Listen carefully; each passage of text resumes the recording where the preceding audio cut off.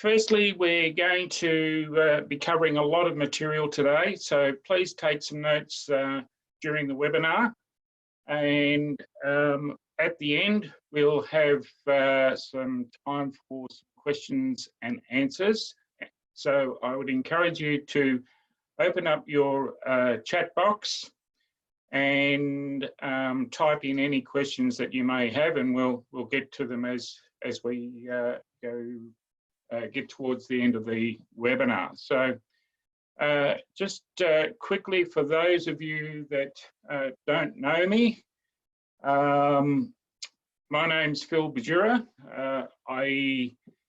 Back in 2013, I had one of those aha moments. You see, Robin and I had been married for about 35 years, and I realised that during that time, I'd spent a significant amount of time living away from home, mainly in pursuit of chasing my career and business goals. It was at that time that I asked myself, why are we actually doing this? And I immediately made a decision that when my next contract finished, I was going to find a business that I could work at from home. So to cut a long story short, I came across the Action Coach franchise, and the rest is now history. So not only did I get to stay at home with Robin, I also found my why in life and what I actually stand for, and that is inspiring business success and achievement, one step at a time. I'm honoured and feel very privileged to have gained significant business knowledge throughout my 30+ career years in senior management within the corporate food industry, and in the last 14 years of being in business for myself. During that time, I've been responsible for implementing significant cultural change in many different and varied business environments, and I look forward to sharing some of this experience with you today.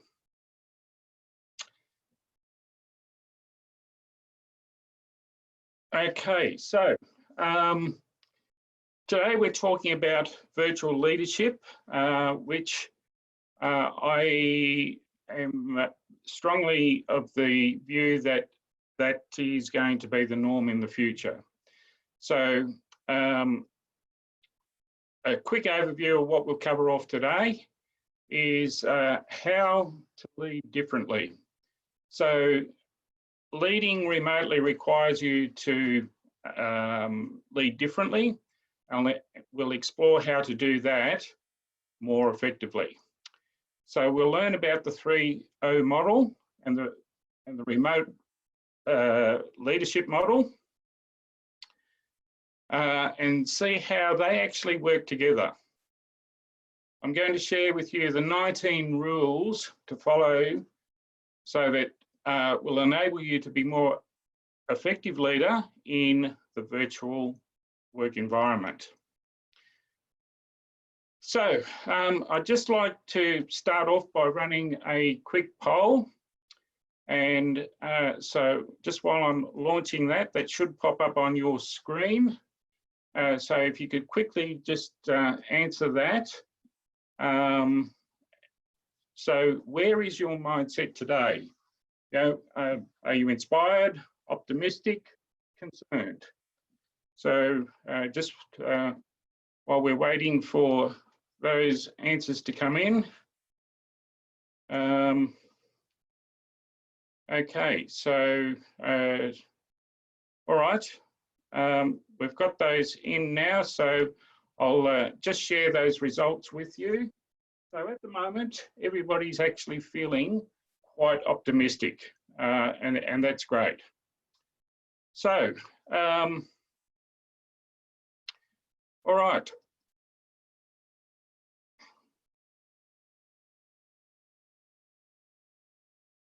So the first rule is leadership first, location second.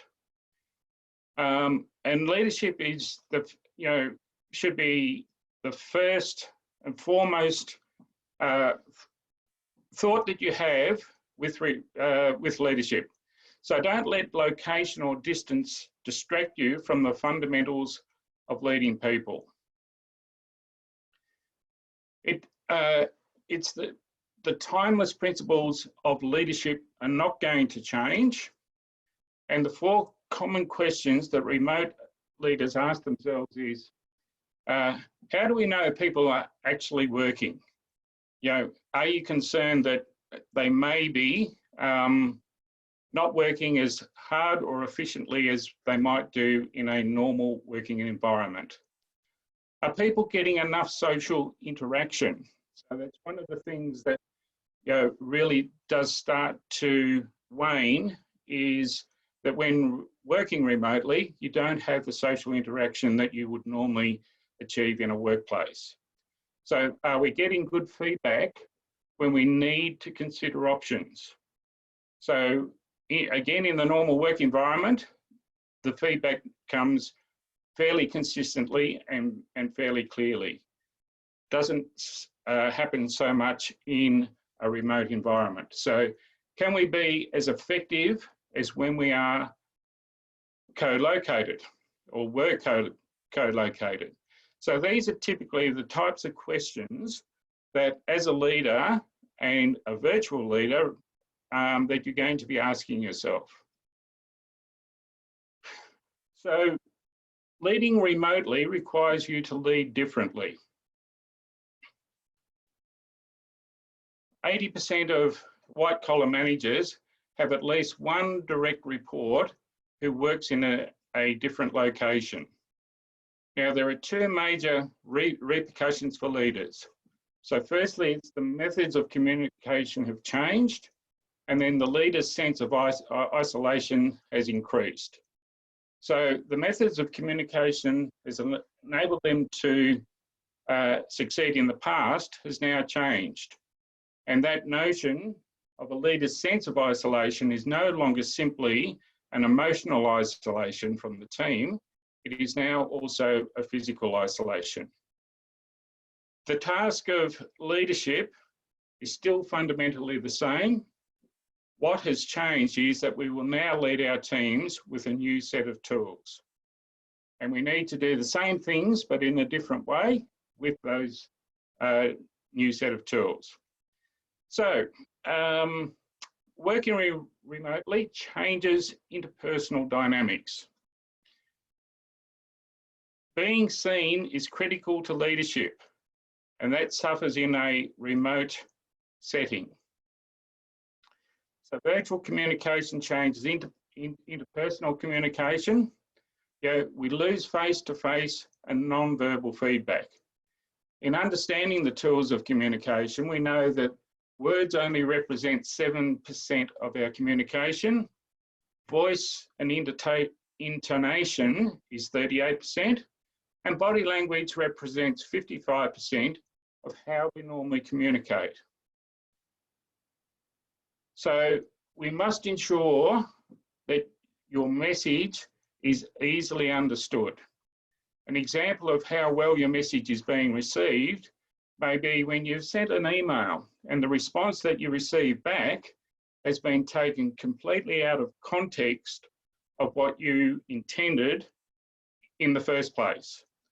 So remember, true communication is the response you get, regardless of your intent. And if anybody has any questions about that, I'm happy to explain that further. Find other ways to receive critical cues from your audience and team. So the way you would normally do that in a workplace is going to change in the way you do it when leading remotely.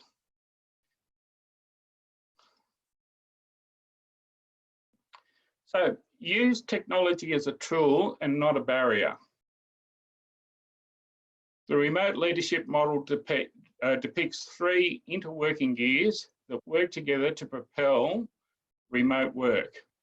The largest gear, the leadership and management gear, is the most fundamental part for leading remotely.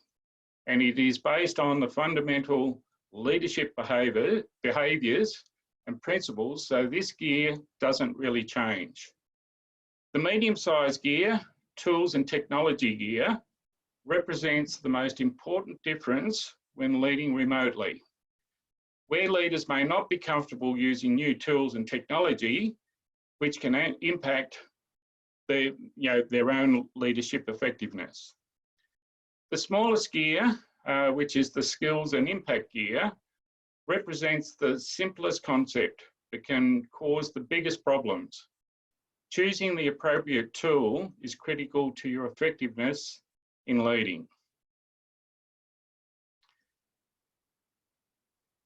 Leading requires a focus on the 3O model. The first O is outcomes. So lead with purpose of reaching a desired outcome. Ensure that the team understand what the common goals are that everyone is striving for. So barriers equals the isolation, the lack of environmental cues, and less repetition of messages. Others, lead through other people. You may be more influential when you focus on others. Team members then become more engaged when you actually focus on them. And then the third O is ourselves, and that surrounds your beliefs and your assumptions. Who you are and how you lead is important wherever your people work. So it's that mindset that you approach the whole virtual leadership point of view. So notice that the outcomes and others come before ourselves. This is the basis of the servant leadership principles.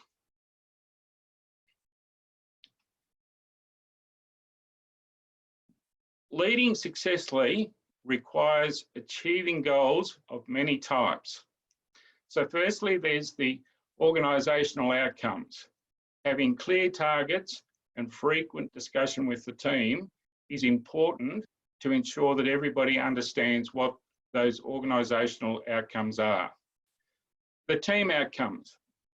So your staff and employees must know how and what they do fits into the work and the overall success of the team.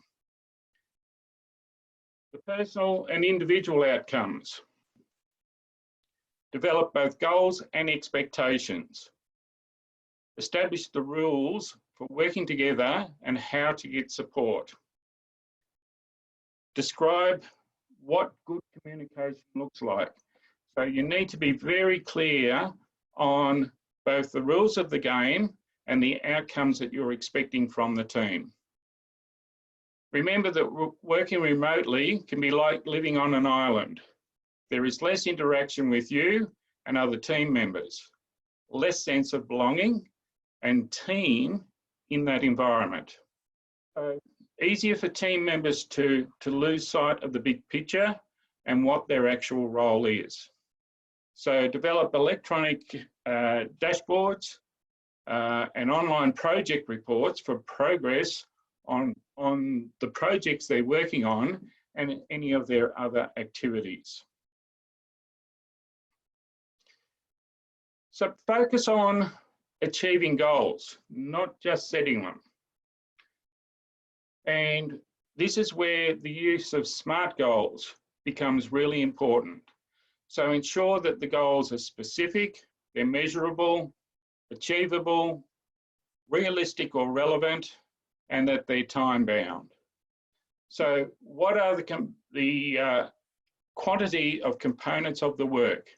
How does the time factor into the success of the work? And how is the quality of the work determined and measured? Setting measures in smaller chunks can be more effective to identify and address any delays or risks that may arise. So make all metrics and KPIs and dashboards shared and visible to the whole team. Everyone in the team needs to understand how they contribute to the overall action plan. Help avoid surprises and create a common goal for the whole team. So rule 8 then is coach your team regardless of where they work. Coaching is an area most leaders feel that they can improve on. Two reasons coaching remotely is more complicated and stressful is that every interaction needs to be conscious and intentional. Communicating through technology creates a new set of mental and social obstacles that don't exist when we speak in person. Two-way conversation. Make sure that you are not doing most of the talking. Remember, we have 2 ears and 1 mouth. It's much better to listen more and speak less to be more effective with your communication. Ask great questions to get the dialogue started. And always follow up after coaching your staff or employee member to confirm that the message that has been received in its rightful context. So rule 9 is communicate in ways that best work for others rather than what your personal preference is. And this is where we talk about DISC, and specifically the platinum rule of DISC.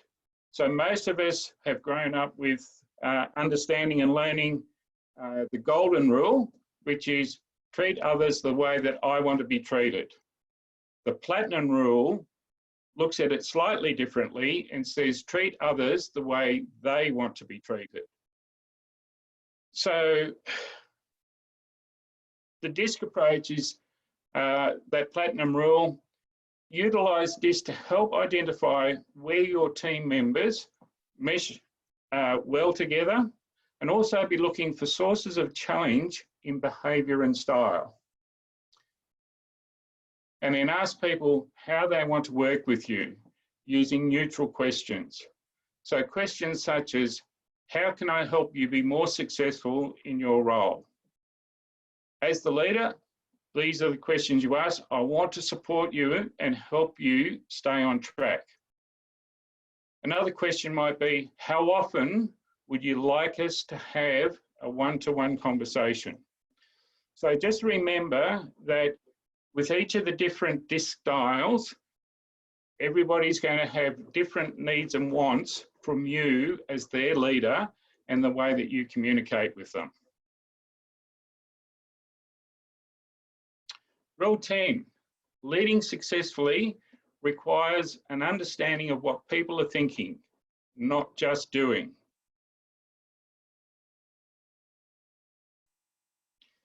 So leaders need to be to see and also to be seen.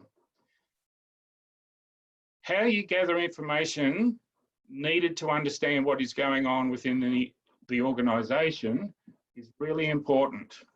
So the way that you might have normally done it in a closed work environment will be very vastly different to the way that you do it remotely. So you need to work out what's going to be the best way for you to gather that information. How others get, be seen, how others get their information about and from you as their leader. So ask more people, scan more sources to get a more complete view of the landscape of what is really going on within your environment. Be aware of the impressions that you make. Impressions are more important than anything else. So are you visible to your team and what are they seeing? So again, this becomes really important, particularly with virtual leadership. Okay, so I'd like to run another poll just quickly, is what is your greatest business challenge right now? So I'll just pop that up on the screen. Just bear with me while I do that. So it should be coming up on your screen now. So just give you a moment or two to tick what you feel is most relevant in terms of your greatest business challenge right now. So just waiting for that to come through.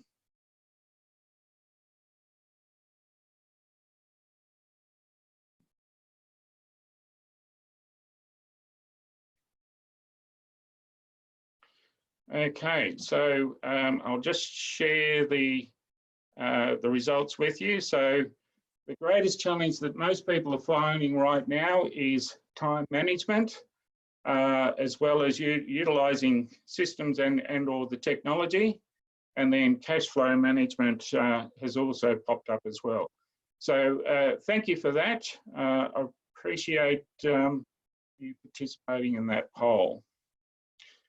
So when we think about time management, I guess with virtual leadership it's about really starting to schedule your time, schedule it well, and schedule it with your employees. So we'll cover that off in a moment. So building trust at a distance doesn't happen by accident. Examples for building trust with a remote team it's harder to build and more easily broken. Some three common components necessary for high levels of trust to exist include having a common purpose. Do you and the team have the same purpose? Are you all striving for the same, to achieve the same goals? So competence, do you actually believe the people that you lead are competent?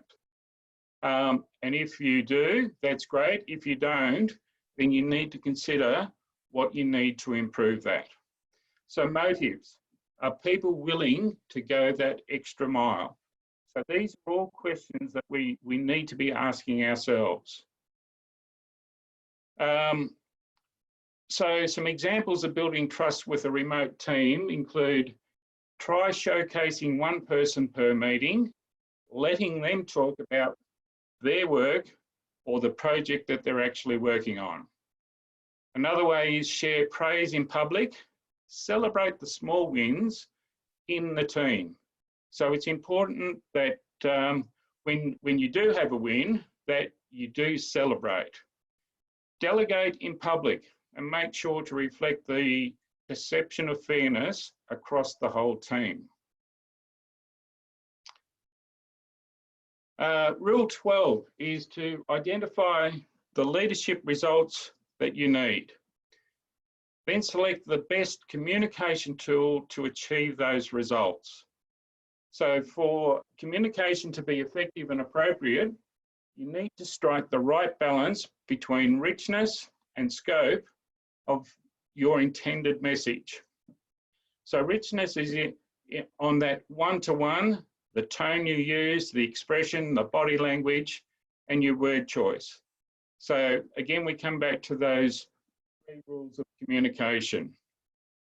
The scope is how you actually then deliver the message, whether it's via email, newsletter, recorded messages, all provide a broad reach, but lack richness in two-way interactions.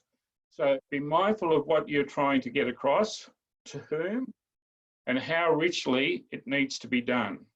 So again, a quick reminder, true communication is the response that you get despite your best intent. Rule 13, maximize a tool's capability or you'll minimize your effectiveness. So use the technology at your disposal. Video and recorded message adds the visual component. Common file. Having common file locations allows permanent and accessible central warehouse from where everybody can source the right information that they need, or not only source it, but also store it. Emails, best used for a broad reach and recorded information. Remember to ensure that you are keeping emails logical and remove any emotional content. Webcams and video chat. This is the ultimate remote communication tool. Exactly like what we're using here today. Zoom is being one of them. Other platforms include Skype, and Google also have some new platforms on the horizon as well. Text messaging, effective for more timely and urgent communication. So texting, if you need something urgently, again, that's one of the better ways to do it. Then there's also the telephone and conference calls. They're a less effective option for one-to-one or group communication, and mainly because there's less non-verbal cues and feedback. So at least with by doing things virtually, you can achieve some of that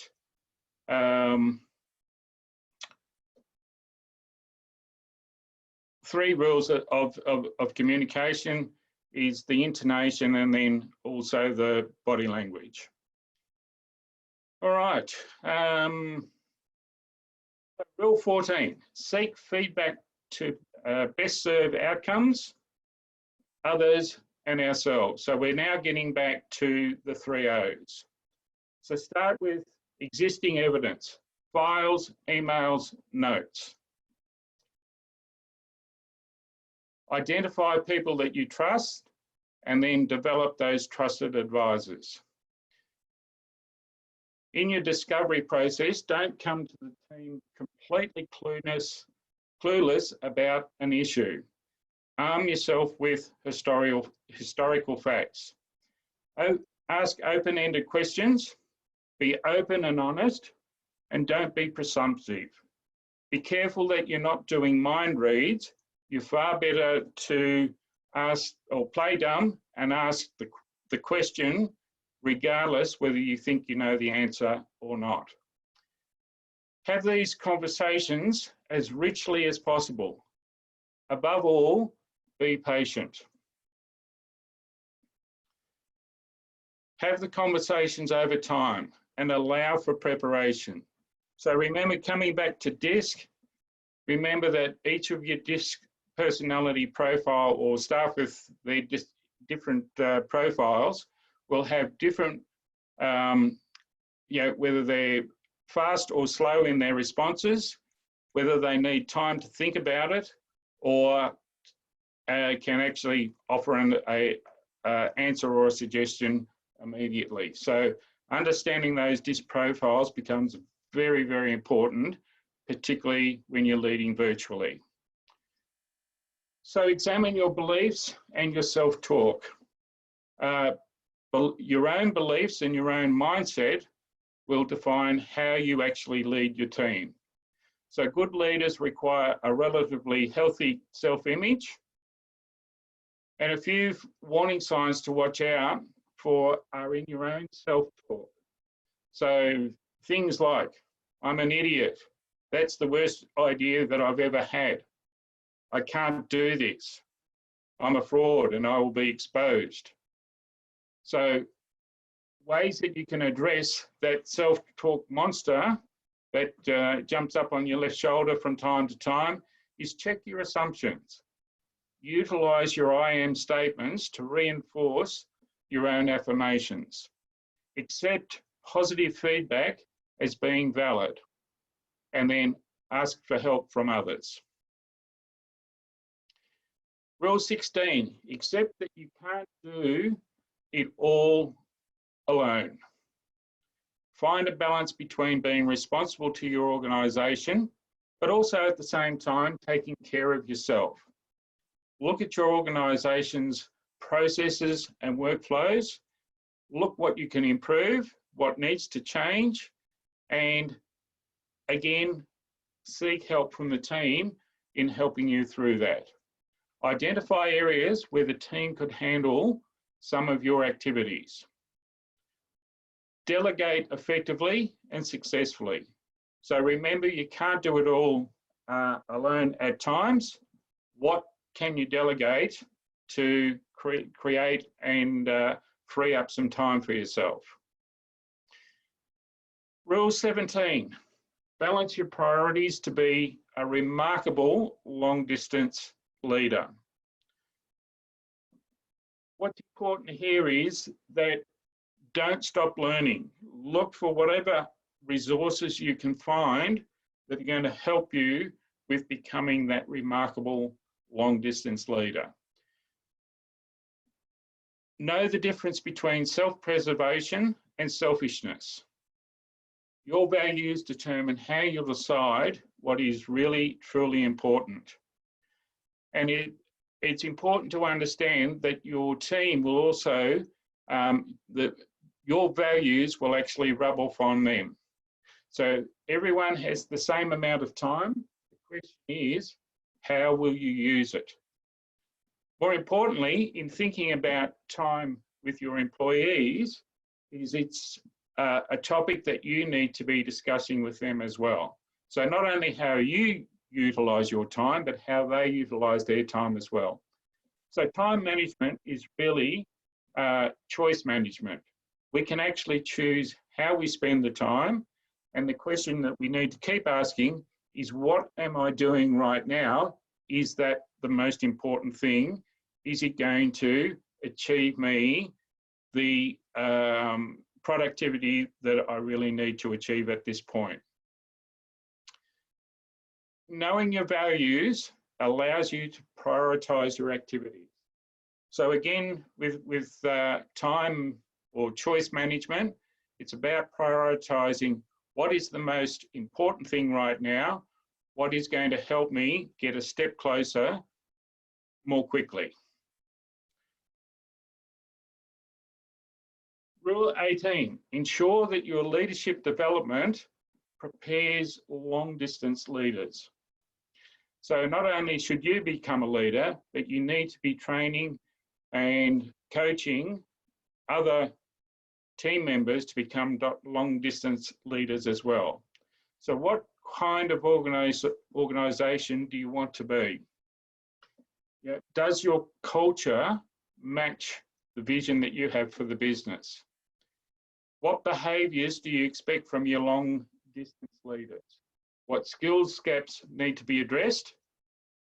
Development should focus on learning, not simply training.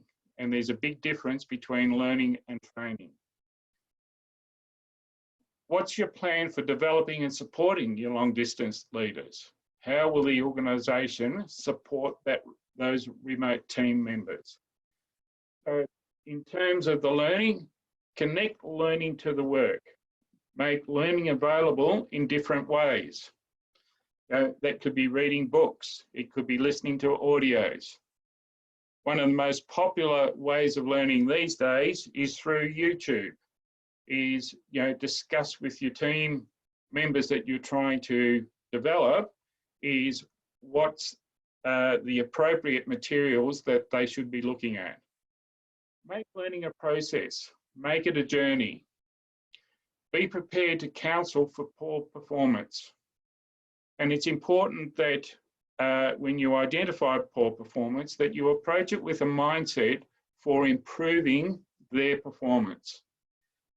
Don't approach it with a mindset for sacking the employee. There's a very subtle difference in how you'll actually, or what the outcome that you achieve will actually be. Okay, so rule number 19 is, remember rule number 1. Think about leadership first and location second.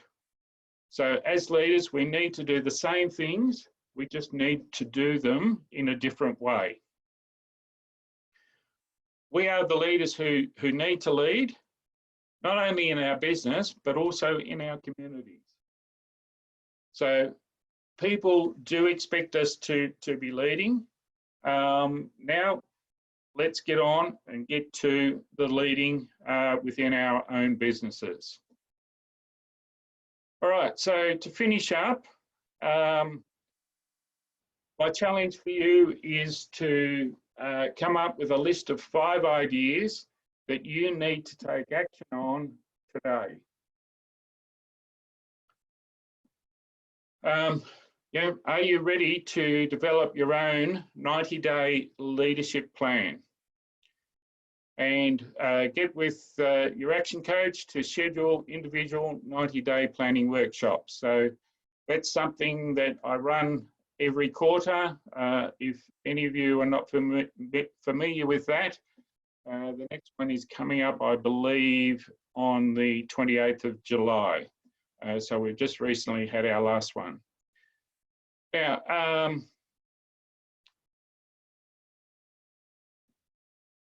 most of us in crisis will turn to either a flight, fight, or freeze.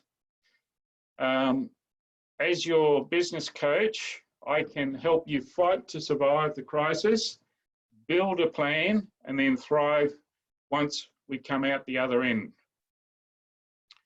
So what is business coaching? Coaching is a business apprenticeship where we grow your existing business so that it more than pays for your investment in a customized business education, which you will then get to keep forever. Leverage us as a coaching firm to achieve your greatest growth. If you have any questions at all from what we've covered today, please start writing them into the chat box now, and we'll get to them when we get to the Q&A in a few moments. So I've got two offers today. The first offer is complete the DISC and Motivators assessment, and today's special is $129. So if you're interested in finding out more about DISC and Motivators assessments, please email me to express your interest in completing them.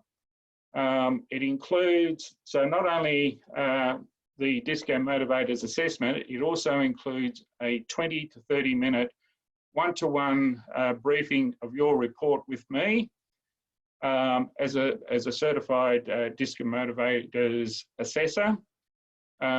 It will help you understand why people behave and react differently to within different situations.